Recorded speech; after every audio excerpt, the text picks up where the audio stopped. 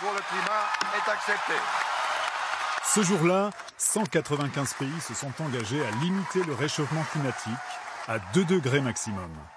Selon un rapport de l'Organisation météorologique mondiale, la concentration de dioxyde de carbone dans l'atmosphère a atteint un niveau record en 2016. Nous n'avons jamais connu une croissance aussi forte en un an. C'est la preuve que nous ne progressons pas du tout dans la bonne direction.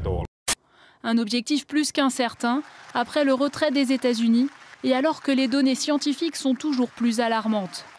En 2016, la planète a battu son 3e record annuel consécutif de chaleur.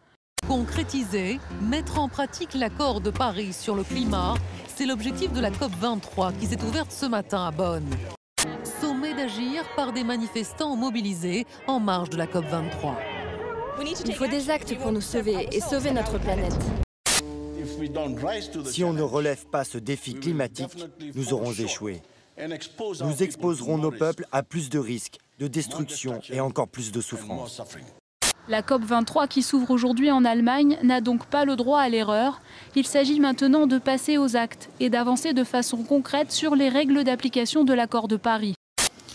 Ainsi, la France a-t-elle décidé la fermeture de toutes les centrales à charbon d'ici la fin de l'année 2021, l'absence de toute construction de nouvelles centrales thermiques.